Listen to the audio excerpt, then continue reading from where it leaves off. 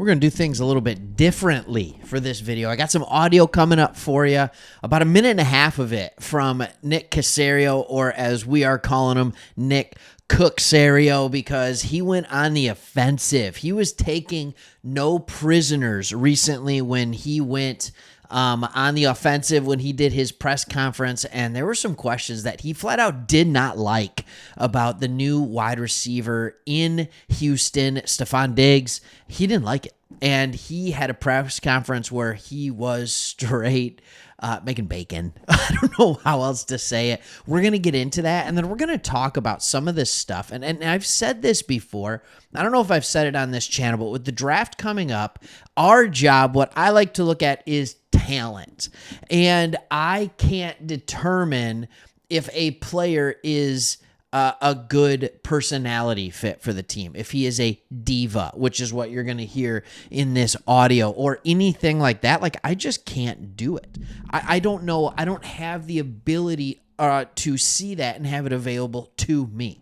When I look at Diggs, do I see a guy that has gotten himself out of two different teams? Yes.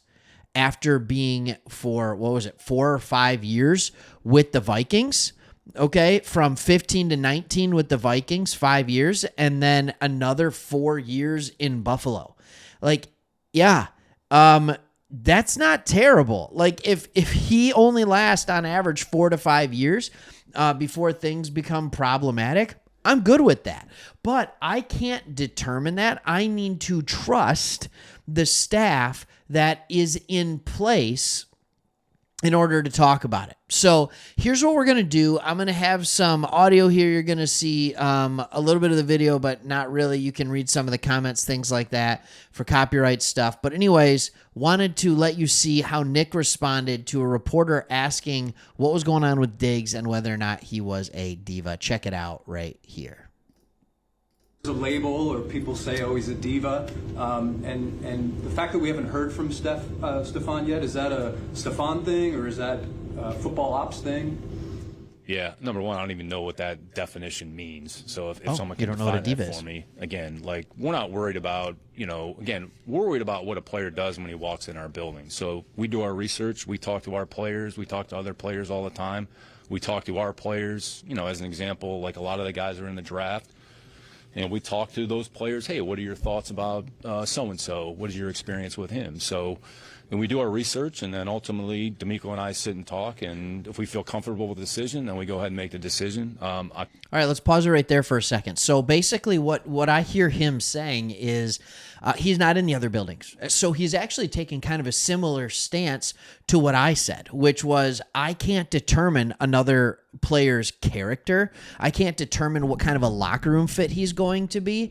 I need to trust Nick Caserio and D'Amico Ryans to do that for the Houston Texans. I can't possibly know, right? I don't know what Diggs is and who he is. And he's basically saying the same thing. So until they get to talk to people who know Diggs, former teammates, guys like Case Keenum who knows Diggs personally, maybe there's coaches, maybe there's players in that locker room. I'm trying to make the connect, right? Like, that is the people you talk to, and then you have the conversations and you figure out if it's a good fit. And if it's a good fit, you pull the trigger. All right, let's keep it going. Candidly, I think it's unfair to label anybody until they actually have an opportunity to walk in the building. Again, our environment's different than another environment, so we really don't know what's going on in 31 other buildings. We know what's going on in our building, so love that. Decided to have stuff here, and when he gets here, I mean, certainly he's he'll be available. There'll be ample time for you all to visit with him. So okay, and he's going to say there's another part that I think is very interesting, but basically what he's saying is like, hey, like, we're excited to have him.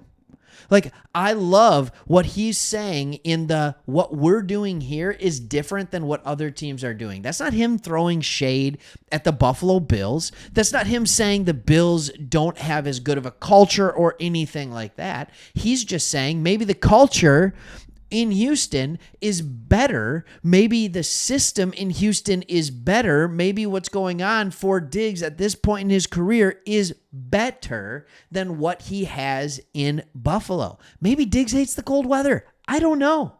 Like, there could be a lot of different reasons for it, but I guarantee you they did their research. And I like what he says here in the last 30 seconds, so I'm going to let you take a listen here as well.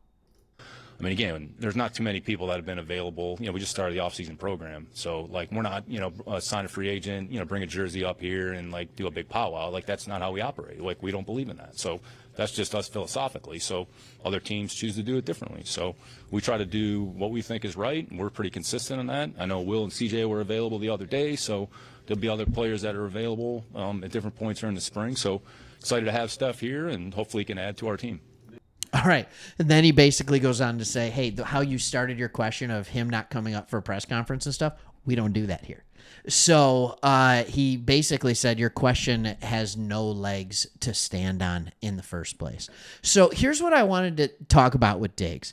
And I wanted to talk about from the outside looking in, and I said I can't determine personality and why it could rub the wrong way.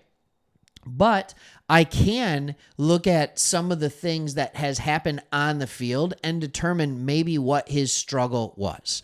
So here's the things that you have to realize about Diggs. He is just an absolute stud. One of the things that I like to do is look at quarterback rating when targeting a player. Last year with Diggs, Allen had a 95.5. The year before that, in 2022, it was a 124.3. That's insane. All right, the year before that, a 94, and the year before that, a 117. When he was in his final season with Minnesota, Kirk Cousins was there in 2019, and he had a quarterback rating when targeting Diggs of 110.7. In that season, with Diggs playing 15 games, he only received 91 targets. And he had 63 catches for over 1,100 yards and 6 touchdowns. He was one of the more efficient wide receivers in the league. He averaged over 17 yards per completion. They were using him very much so as a deep threat. The year before that, he got 141 targets. I have a question. And by the way, only 1,000 yards, 1,021 yards. They were using him more in an underneath type role with 9 touchdowns. All right. Also, you have to look at who was there as well throwing him the ball. But he and Thielen were the two guys in 2017 and 2018 that were target monsters. And by the way, just in case anybody was wondering, in 2017, Adam Thielen out-targeted Stephon Diggs 135 to 94. In 2018, Adam Thielen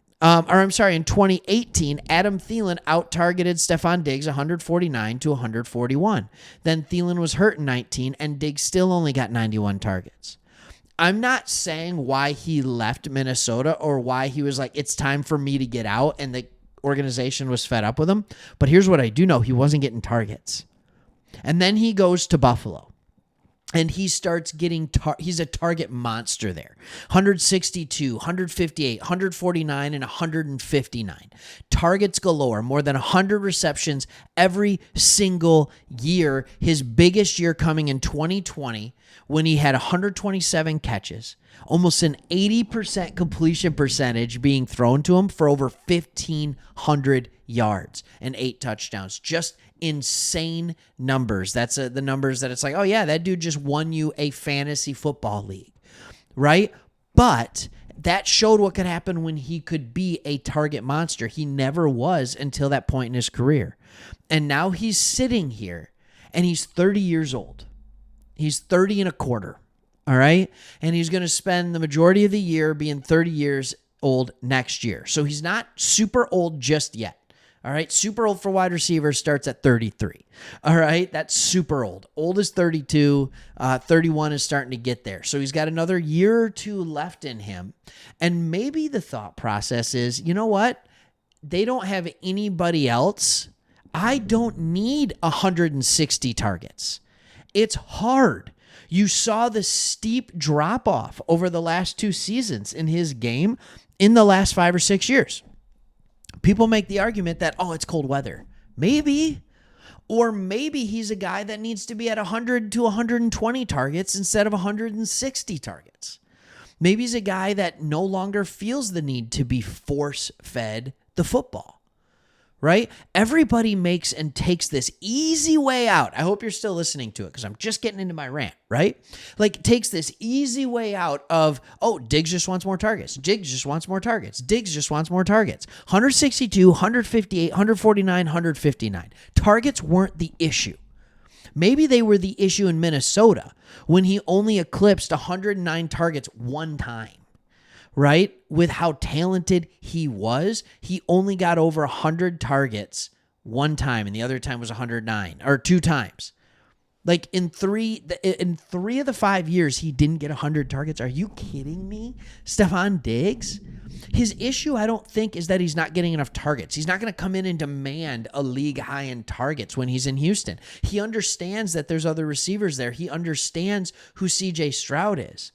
Maybe he just wants the opportunity to be with a team that is going to be a legit Super Bowl contender, to have a chance to play with a young, phenomenal quarterback, and be with an offense that is absolutely balanced in the way it should be, that will utilize him in a way where it's not all him. Maybe he's at that point in his career too.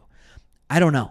But what I do know is I'm excited to have him in Houston. All right, if you are new to this channel, you can see the stuff in the background. I got the Nico Collins, all right, jersey here. We are Lions fans. You see the Hutch jersey there? Maybe I got to update it with our new unis coming out. Hey, your new unis are coming out soon too.